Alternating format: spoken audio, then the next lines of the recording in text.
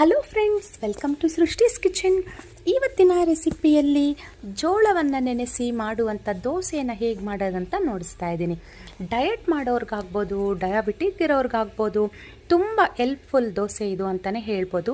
ಟೇಸ್ಟಲ್ಲೂ ಸಹ ಯಾವ ದೋಸೆಗೂ ಕಡಿಮೆ ಇಲ್ಲ ಅಂತ ತುಂಬ ಚೆನ್ನಾಗಿರುತ್ತೆ ಈ ದೋಸೆ. ಈ ದೋಸೆಯಲ್ಲೇ ಪ್ಲೈನ್ ದೋಸೆ, ಮಸಾಲ ದೋಸೆ, ಖಾರ ದೋಸೆ, ಇದೇ ಹಿಟ್ಟಲ್ಲೇ ಪಡ್ಡು, ಇಡ್ಲಿ ಎಲ್ಲನೂ ಮಾಡ್ಕೋಬೋದು. ನಾವು ಯಾವಾಗಲೂ ಅಕ್ಕಿಯನ್ನು ನೆನೆಸಿ ಮಾಡೋವಂಥ ದೋಸೆ ಇಡ್ಲಿಗಿಂತ ಇದು ತುಂಬ ಹೆಲ್ಪ್ಫುಲ್ ನಮ್ಮ ಆರೋಗ್ಯಕ್ಕೆ ಅಂತಲೇ ಹೇಳ್ಬೋದು. ಈ ದೋಸೆಯನ್ನು ಮಾಡಲಿಕ್ಕೆ ಬೇಕಾಗಿರೋವಂಥ ಇಂಗ್ರೀಡಿಯೆಂಟ್ಸ್ ಏನು, ಅದರ ತಯಾರಿ ವಿಧಾನ ಏನು, ಇವತ್ತಿನ ದಿನ ಈ ವಿಡಿಯೋದಲ್ಲಿ ನಾವು ನೋಡೋಣ. ಫ್ರೆಂಡ್ಸ್, ಈ ರೆಸಿಪಿನ ಮಾಡಲಿಕ್ಕೆ ನಾನು ನಿಮಗೆ ಇಲ್ಲಿ ನೋಡಿಸ್ತಿದ್ದೀನಿ. ಈ ಕಪ್ಪಲ್ಲಿ 2 ಕಪ್ಪಷ್ಟು ಜೋಳನ ತಗೊಳ್ತಾ ಇದ್ದೀನಿ. ಇದಕ್ಕೆ ಸ್ವಲ್ಪ ನೀರನ್ನು ಸೇರಿಸ್ಕೊಂಡು ಒಂದು 4 ರಿಂದ 5 ಸರಿ ಇದನ್ನು ಚೆನ್ನಾಗಿ ವಾಶ್ ಮಾಡ್ಕೋಬೇಕು. ಇದರಲ್ಲಿರೋ ಕಸ, ಕಡ್ಡಿ, ಧೂಳಿನಂಶ ಎಲ್ಲ ನಮಗೆ ಚೆನ್ನಾಗಿ ಕ್ಲೀನ್ ಆಗುತ್ತೆ. ಹಾಗಾಗಿ ಈಗ ಇದನ್ನು ಚೆನ್ನಾಗಿ ವಾಶ್ ಮಾಡಿದ ನಂತರ 10 ಗಂಟೆಗಳ ಕಾಲ ಇದನ್ನು ನಾವು ನೆನೆಸಿಟ್ಕೋಬೇಕಾಗತ್ತೆ. ನಾವು ಮಾಮೂಲಿ ದೋಸೆಗೆ ಅಕ್ಕಿ ನೆನೆಸಿದ್ರೆ ಒಂದು 6 ರಿಂದ 7 ಅವರ್ ನೆನೆಸ್ತೀವಿ. ಈ ಜೋಳನ 10 ಗಂಟೆಗಳ ಕಾಲ ನೆನೆಸಿ ಪಕ್ಕಕ್ಕಿಟ್ಬಿಡಿ. ಈಗ ಇದನ್ನು ಮುಚ್ಚಳನ್ನು ಮುಚ್ಚಿ ಪಕ್ಕಕ್ಕಿಡ್ತಿದ್ದೀನಿ. 2 ಕಪ್ ಜೋಳಕ್ಕೆ ನಾನಿಲ್ಲಿ 3/4 ಕಪ್ಪಷ್ಟು ಉದ್ದಿನಬೇಳೆಯನ್ನು ತೊಗೊಂಡಿದ್ದೀನಿ. ಇದನ್ನು ಸಹ ಈ ರೀತಿ ಒಂದು ಬಟ್ಲಿಗೆ ಹಾಕಿ ಸ್ವಲ್ಪ ನೀರನ್ನು ಸೇರಿಸ್ಕೊಂಡು ಇದನ್ನು ಚೆನ್ನಾಗಿ ವಾಶ್ ಮಾಡಿಕೊಂಡು ಇದನ್ನು ಸಹ ನಾವು ನೆನೆಸಿ ಪಕ್ಕಕ್ಕಿಟ್ಕೊಳ್ಳೋಣ. ಇದನ್ನೆರಡು ಸಪ್ರೇಟಾಗಿ ನೆನೆಸೋದ್ರಿಂದ ಒಳ್ಳೆಯದಾಗುತ್ತೆ. ಯಾಕಂದರೆ ಉದ್ದಿನಬೇಳೆನೇ ಬೇಗ ಸಾಫ್ಟ್ ಆಗುತ್ತೆ, ಜೋಳ ಆಗಲ್ಲ. ಹಾಗಾಗಿ ಈಗ ಇದಕ್ಕೆ ನೋಡಿ ಅರ್ಧ ಕಪ್ಪಷ್ಟು ಅವಲಕ್ಕಿ, 2 ಕಪ್ ಜೋಳಕ್ಕೆ 3/4 ಕಪ್ ಉದ್ದಿನಬೇಳೆ, ಅರ್ಧ ಕಪ್ ಅವಲಕ್ಕಿನ ನೆನೆಸಿಡ್ತಾ ಇದ್ದೀನಿ.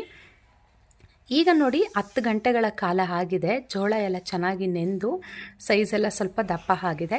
ಈಗ ಇದನ್ನು ನಾನು ಮಿಕ್ಸಿ ಜಾರ್ಗೆ ಸೇರಿಸ್ಕೊಂಡು ಗ್ರೈಂಡ್ ಮಾಡ್ಕೊಳ್ತಾ ಇದ್ದೀನಿ. ಮೊದಲಿಗೆ ಜೋಳನ ಸೇರಿಸ್ಕೊಳ್ತಾ ಇದ್ದೀನಿ. ಎಲ್ಲ ಒಂದು ಟ್ರಿಪ್ಗೆ ಆಗಲಿಲ್ಲ, ಇನ್ನೂ ಸ್ವಲ್ಪ ಉಳಿದಿದೆ. ಈಗ ಇದನ್ನು ಮಿಕ್ಸಿ ಜಾರ್ಗೆ ಹಾಕ್ಕೊಂಡು ಚೆನ್ನಾಗಿ ನುಣ್ಣಗೆ ರುಬ್ಕೊಳ್ಳಿ. ಈಗ ಸೆಕೆಂಡ್ ಟ್ರಿಪ್ಗೆ ಉಳಿದಿರೋವಂಥ ಜೋಳನ ಸೇರಿಸ್ಕೊಂಡು ಗ್ರೈಂಡ್ ಮಾಡ್ಕೊಳ್ಳೋಣ. ಜೋಳ ಗ್ರೈಂಡ್ ಆದಮೇಲೆ ಮೊದಲಿಗೆ ಇದಕ್ಕೆ ಉದ್ದಿನಬೇಳೆಯನ್ನು ಸಹ ಹಾಕ್ಕೊಳ್ಳೋಣ. ನೋಡಿ, ಸೆಕೆಂಡ್ ಟ್ರಿಪ್ದು ನಾನು ಇಲ್ಲಿ ಮಿಕ್ಸಿಂಗ್ ಬೌಲ್ಗೆ ತಗೊಳ್ತಾ ಇದ್ದೀನಿ. ಈಗ ಉದ್ದಿನಬೇಳೆ ಸೇರಿಸ್ಕೊಳ್ತಾ ಇದ್ದೀನಿ. ಉದ್ದಿನಬೇಳೆ ಹಾಕಿದ ನಂತರ ಇದಕ್ಕೆ ಅವಲಕ್ಕಿನ ಹಾಕ್ಕೊಳ್ತಾ ಇದ್ದೀನಿ. ಅವಲಕ್ಕಿ, ಉದ್ದಿನಬೇಳೆ 2 ಒಟ್ಟಿಗೆ ರುಬ್ಕೊಳ್ತಾ ಇದ್ದೀನಿ, ಒಂದೇ ಟ್ರಿಪ್ಪಿಗೆ ಆಗುತ್ತೆ ಅಂತ. ಈಗ ಎಲ್ಲ ಗ್ರೈಂಡ್ ಮಾಡಿ ನಾವು ಒಂದು ಬೌಲ್ಗೆ ಸೇರಿಸಿದ್ದಾಯಿತು. ಈಗ ಇದನ್ನು ಚೆನ್ನಾಗಿ ಈ ರೀತಿಯಾಗಿ ಕಲಿಸ್ಕೊಳ್ಳೋಣ. ಎಲ್ಲ ಚೆನ್ನಾಗಿ ಮಿಕ್ಸ್ ಆಗಲಿ.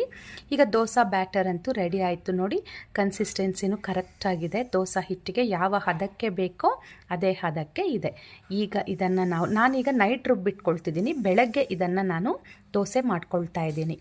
ಈಗ ನಾನು ಫ್ರಿಜ್ಜಲ್ಲೆಲ್ಲ ಹಿಟ್ಟಿರಲಿಲ್ಲ, ಹೊರಗಡೆನೇ ಇಟ್ಟಿದ್ದೆ. ಈಗ ಇದನ್ನು ಚೆನ್ನಾಗಿ ಕಲಿಸ್ಕೊಳ್ತಾ ಇದ್ದೀನಿ. ನೋಡಿ, ಈಗ ರುಚಿಗೆ ತಕ್ಕಷ್ಟು ಉಪ್ಪನ್ನು ಸಹ ಇದಕ್ಕೆ ಸೇರಿಸ್ಕೊಳ್ತಾ ಇದ್ದೀನಿ. ಈಗ ಹೆಂಚು ಒಂದು ಕಡೆ ಕಾಯ್ಲಿಕ್ಕಿಟ್ಟಿದ್ದೀನಿ. ಸ್ವಲ್ಪ ಎಣ್ಣೆಯನ್ನು ಹಾಕಿ ಇದನ್ನೆಲ್ಲ ಚೆನ್ನಾಗಿ ರಬ್ ಮಾಡ್ಕೊಳ್ತಾ ಇದ್ದೀನಿ ಹೆಂಚಿನ ಮೇಲೆ. ಮೊದಲಿಗೆ ಪ್ಲೈನ್ ದೋಸೆಯನ್ನು ಹಾಕಿ ನೋಡಿಸ್ತೀನಿ, ಆಮೇಲೆ ಖಾರ ದೋಸೆನೂ ಸಹ ನೋಡಿಸ್ತೀನಿ. ಈಗ ನೀವು ಮಾಮೂಲಿ ದೋಸೆ ಹೇಗೆ ಹಾಕ್ತಿರೋ ಅದೇ ರೀತಿಯಲ್ಲಿ ಹಾಕಿ ಈ ರೀತಿ ನಿಮಗೆ ಎಷ್ಟು ತೆಳು ಬೇಕೋ ಅಷ್ಟು ತೆಳುವಾಗಿ ಹೆಂಚಿನ ಮೇಲೆ ಸ್ಪ್ರೆಡ್ ಮಾಡ್ಕೋಬೋದು. ಈಗ ಇದಕ್ಕೆ ಸ್ವಲ್ಪ ಎಣ್ಣೆಯನ್ನು ಮೇಲೆ ಹಾಕ್ತಾ ಇದ್ದೀನಿ. ಸ್ಟವ್ ಮೀಡಿಯಮ್ ಫ್ಲೇಮಲ್ಲಿ ಇಟ್ಕೊಂಡು ದೋಸೆಯನ್ನು ಬೇಯಿಸ್ಕೊಳ್ಳಿ. ಒಂದು ಕಡೆ ನಮಗೆ ಚೆನ್ನಾಗಿ ಬೆಂದಿದೆ ಅಂತ ಅನ್ನಿಸ್ದಾಗ ಇನ್ನೊಂದು ಕಡೆಗೆ ಇದನ್ನು ತಿರುವಾಕ್ಕೊಳ್ಳಿ.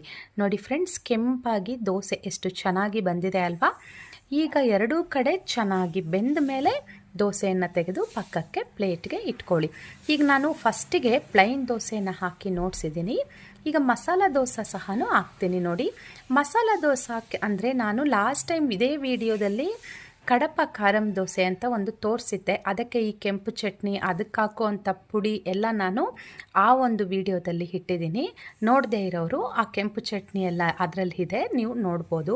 ಈಗ 2ನೇದು ನಾನಿಲ್ಲಿ ಮಸಾಲ ದೋಸೆ ಥರ ಹಾಕ್ತಾಯಿದ್ದೀನಿ. ನೋಡಿ, 2ನೇದು ಹಂಗೆ ಹಾಕಿ ಇದ್ರ ಮೇಲೆ ಸ್ವಲ್ಪ ಎಣ್ಣೆಯನ್ನು ಸೇರಿಸ್ಕೊಂಡು ಇದಕ್ಕೆ ಕೆಂಪು ಚಟ್ನಿಯಿಂದ ಎಲ್ಲ ದೋಸೆ ಎಲ್ಲ ಚೆನ್ನಾಗಿ ಇದು ಮಾಡ್ಕೊಳ್ಳಿ. ಎಲ್ಲ ದೋಸೆಗೆ ಚೆನ್ನಾಗಿ ಸವರ್ಕೊಳ್ಳಿ ಕೆಂಪು ಚಟ್ನಿನ. ಈ ರೀತಿಯಾಗಿ ಒಂದೇ ಪ್ಲೈನ್ ದೋಸೆ ಮಾಡ್ಕೊಳ್ಳೋಕ್ಕೆ ಆಗ್ತೀರಾ 2-3 ಥರದಲ್ಲಿ ಈ ರೀತಿ ಮಾಡ್ಕೊಂಡು ತಿಂತಿದ್ರೆ ನಮ್ಮ ಆರೋಗ್ಯಕ್ಕೆ ಒಳ್ಳೆಯದು. ಜೋಳದಿಂದ ಮಾಡಿರೋ ದೋಸೆ ಅಲ್ವಾ? ಈಗ ನೋಡಿ, ನಾನಿಲ್ಲಿ ತೋರಿಸ್ತಾ ಇದ್ದೀನಿ. ಕಡಲೆ ಪಪ್ಪನ್ನು ಈ ರೀತಿ ಪುಡಿ ಮಾಡಿಟ್ಕೊಂಡು ದೋಸೆ ಮೇಲೆ ಇದನ್ನು ಉದುರಿಸ್ಕೊಳ್ತಾ ಇದ್ದೀನಿ. ತುಂಬ ಟೇಸ್ಟಿಯಾಗಿರುತ್ತೆ ಇದು. ಈಗ ಇದನ್ನು ಒಂದು ಕಡೆ ಬೇಯಿಸ್ಕೊಳ್ಳೋಣ. ಈ ರೀತಿ ಮಾಡ್ಕೊಳ್ಳೋ ದೋಸೆ ಒಂದು ಕಡೆ ಬೆಂದರೆ ಸಾಕಾಗುತ್ತೆ. ಪ್ಲೈನ್ ದೋಸೆ ಆದರೆ ಎರಡು ಕಡೆನೂ ಬೇಯಿಸ್ಕೊಳ್ಳಿ. ನೋಡಿ ಫ್ರೆಂಡ್ಸ್, ಜೋಳದಲ್ಲಿ ಮಾಡಿರೋವಂಥ ದೋಸೆ ಎಷ್ಟು ಕಲರ್ಫುಲ್ ಆಗಿದೆ, ಅಷ್ಟೇ ಟೇಸ್ಟಿಯಾಗೂ ಇರುತ್ತೆ. ನಾನು ಹೇಳಿದಾಗೆ ಡಯಾಬಿಟಿಕ್ ಅವ್ರಿಗಾಗ್ಬೋದು ಅಥವಾ ತೂಕ ಕಡಿಮೆ ಮಾಡ್ಕೊಳ್ಳೋರ್ಗಾಗ್ಬೋದು ಈ ದೋಸೆ ತುಂಬ ಹೆಲ್ಪ್ಫುಲ್ ಆಗುತ್ತೆ. ಹಾಗೆ ನಮ್ಮ ಆರೋಗ್ಯಕ್ಕೂ ಸಹ ತುಂಬ ಒಳ್ಳೆಯದು ಅಂತಲೇ ಹೇಳ್ಬೋದು. ತುಂಬ ರುಚಿಯಾಗೂ ಇರುತ್ತೆ ಈ ದೋಸೆ. ಈ ದೋಸೆಯನ್ನು ಚಟ್ನಿ ಹೊಟ್ಟಿಗಾಗಲಿ, ಸಾಗು ಹೊಟ್ಟಿಗಾಗಲಿ ಅಥವಾ ಯಾವುದಾದ್ರೂ ಸಾಂಬಾರು ಹೊಟ್ಟಿಗಾಗಲಿ ಯಾವುದ್ರ ಹೊಟ್ಟಿಗೆ ತಿನ್ನೋದಕ್ಕೂ ಇದು ತುಂಬ ಚೆನ್ನಾಗಿರುತ್ತೆ. ಬಾಯಲ್ಲಿ ನೀರು ಬರ್ತಿದೆ ಅಲ್ವಾ ದೋಸೆಯನ್ನು ನೋಡ್ತಿದ್ರೆ? ಓಕೆ, ಹಾಗಿದ್ರೆ ನೀವು ಟ್ರೈ ಮಾಡಿ ಹೇಗೆ ಬಂತು ಅಂತಲೂ ನನಗೆ ತಿಳಿಸ್ಕೊಡಿ. ನಾನು ಇವತ್ತಿದನ್ನು ಸಾಗು ಹೊಟ್ಟಿಗೆ ಸರ್ವ್ ಮಾಡ್ಕೊಳ್ತಾ ಇದ್ದೀನಿ. ಹಾಲು ಸಾಗು ಮಾಡಿದ್ದೀನಿ. ನಾನು ಮಾಡಿದ್ದ ಈ ರೆಸಿಪಿ ನಿಮಗಿಷ್ಟ ಆಗಿದ್ದಲ್ಲಿ ಫ್ರೆಂಡ್ಸ್, ನನ್ನ ಚಾನಲ್ಗೆ ಒಂದು ಲೈಕ್ ಮಾಡಿ, ಶೇರ್ ಮಾಡಿ, ಸಬ್ಸ್ಕ್ರೈಬ್ ಮಾಡಿ.